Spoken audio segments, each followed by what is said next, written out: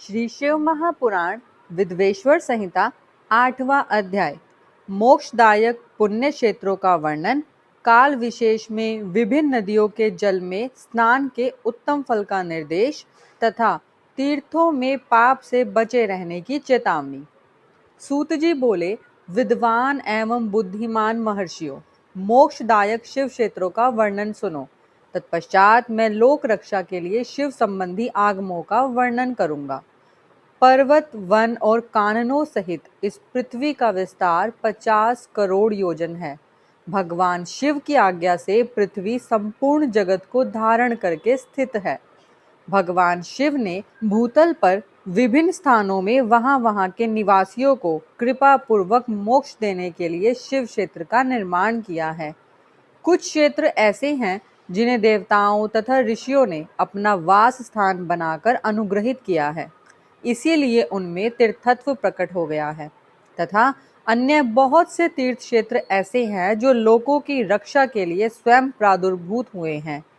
तीर्थ और क्षेत्र में जाने पर मनुष्य को सदा स्नान, दान और जप आदि करना चाहिए, अन्यथा वह रोग, दरिद्रता तथा मूर्खता आदि दोषों का भागी होता है।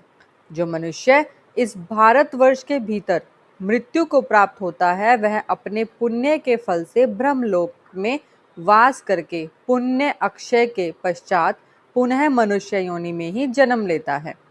पापी मनुष्य पाप करके दुर्गति में ही पड़ता है। ब्राह्मणों, पुण्य क्षेत्र में पाप कर्म किया जाए तो वह और भी दृढ़ हो जाता है। अतः पुण्य क्षेत्र में निवास करते समय सूक्ष्म से सूक्ष्म अथवा थोड़ा सा भी पाप न करें। सिंधु और सतलज नदी के तट पर बहुत से पुण्य क्षेत्र हैं। सरस्वती नदी परम पवित्र और 60 मुख वाली कही गई है, अर्थात उसकी 60 धाराएं हैं। विद्वान पुरुष सरस्वती के उन धाराओं के तट पर निवास करे तो वह कर्मशः ब्रह्म पद को पा लेता है।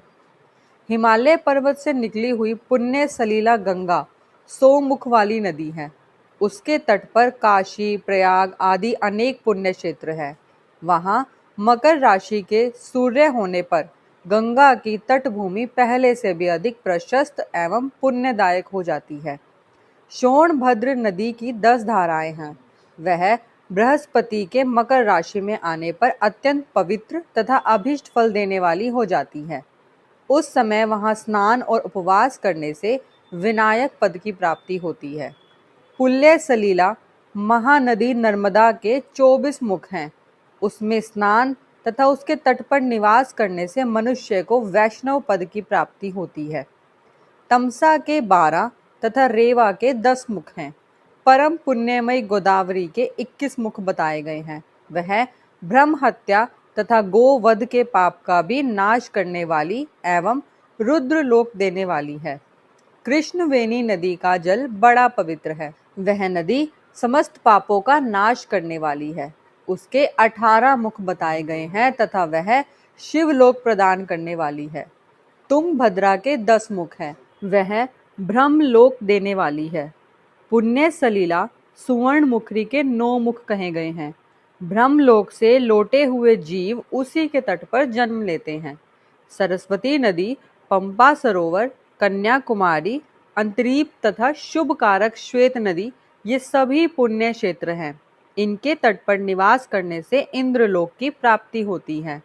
सह्य पर्वत से निकली हुई महानदी कावेरी परम पुण्यमयी है। उसके 27 मुख बताए गए हैं। वह संपूर्ण अभिष्ट वस्तुओं को देने वाली है। उसके तट पर स्वर्गलोक की प्राप्ति कराने वाले तथा ब्रह्मा और विष्णु का पद देने वाले हैं। उसके तट स्वर्गलोक की प्राप्ति कराने वाले तथा ब्रह्मा और विष्णु का पद देने वाले हैं। कावेरी के जो तट शैव क्षेत्र के अंतर्गत आते हैं, वे अभिष्ट फल देने के साथ ही शिवलोक प्रदान करने वाले भी हैं। नैमिषारण्य तथा बद्रिकाश्रम में सूर्य और बृहस्पति के मेष राशि में आने पर यदि स्नान करे तो उस समय वहां किए हुए स्नान, पूजन आदि को ब्रह्मलोक की प्राप्ति कराने वाला जानना चाहिए। सिंह और कर्क राशि में सूर्य की संक्रांति होने पर सिंधु नदी में किया हुआ स्नान तथा केदार तीर्थ के जल का पान एवं स्नान ज्ञानदायक माना गया है। जब बृहस्पति सिंह राशि में स्थित हो, उस समय सिंह की संक्रांति से युक्त भाद्रपद मास में यदि गोदावरी के जल में स्नान किया जाए तो वह शिवलोक की प्राप्ति कराने वाला होता है। ऐसा पूर्व काल में स्वयं भगवान शिव ने कहा था। जब सूर्य और बृहस्पति कन्या राशि में स्थित हो तब यमुना और सोनभद्र में स्नान करें। वह स्नान धर्मराज तथा गणेश जी के लोक में महान भोग प्रदान कराने वाला होता है। यह महर्षियों की मान्यता है। जब सूर्य और बृहस्पति तुला राशि में हो उस समय कावेरी नदी में स्नान करें। वह स्नान भगवान विष्णु के वचन की महिमा से संपूर्ण अभिष्ट वस्तुओं को देने वाला माना गया है। जब सूर्य और बृहस्पति वृश्चिक राशि पर आ जाएं, तब मार्गशीर्ष के महीने में नर्मदा में स्नान करने से श्री विष्णु लोक की प्राप्ति हो सकती है। सूर्य और बृहस्पति के धन राशि में स्थित होने पर सुवर्ण मुखरी नदी में किया हुआ स्नान शिवलोक प्रदान कराने वाला होता है, जैसा कि ब्रह्मा जी का वचन है। जब सूर्य और बृहस्पति मकर राशि में स्थित हो उस समय माघ मास में गंगा जी के जल में स्नान करना चाहिए। ब्रह्मा जी का कथन है कि वह स्नान शिवलोक की प्राप्ति कराने वाला होता है। शिवलोक के पश्चात ब्रह्मा और विष्णु के स्थानों में सुख भोगने पर अंत में मनुष्य को ज्ञान की प्राप्ति हो जाती है। माघ मास में तथा सूर्य के कुंभ राशि में स्थित होने पर फाल्गुन मास में गंगा जी के तट पर किया हुआ श्राद्ध, पिंडदान अथवा तिलोदक दान पिता और नाना दोनों कुलों के पितरों की अनेकों पीढ़ियों का उद्धार करने वाला माना गया है। सूर्य और बृहस्पति जब मीन राशि में स्थित हो तब कृष्णवेणी नदी में किए गए स्नान की ऋषियों ने प्रशंसा की है। उन महीनों में पूर्वोत्तक तीर्थों में किया हुआ स्नान इंद्र पद की प्राप्ति कराने वाला होता है। विद्वान पुरुष गंगा अथवा कावेरी नदी का आश्रय लेकर तीर्थवास करे। ऐसा करने से तत्काल किए हुए पाप का निश्चय ही नाश हो जाता है। रुद्र लोक प्रदान करने वाले बहुत से क्षेत्र हैं। ताम्रमणि और वेगवती ये दोनों नदियां ब्रह्मलोक की प्राप्ति रूप फल देने वाली हैं। इन दोनों के तट पर कितने ही स्वर्गदायक क्षेत्र हैं। इन दोनों के मध्य में बहुत से पुण्यप्रद क्षेत्र हैं।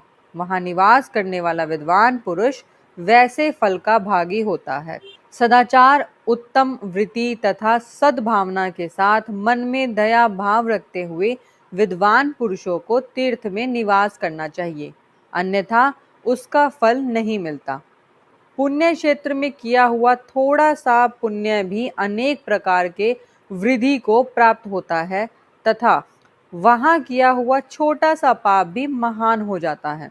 यदि पुण्य क्षेत्र में रहकर ही जीवन बिताने का निश्चय हो तो उस पुण्य संकल्प से उसका पहले का सारा पाप तत्काल ही नष्ट हो जाएगा, क्योंकि पुण्य को ऐश्वर्यदायक कहा गया है।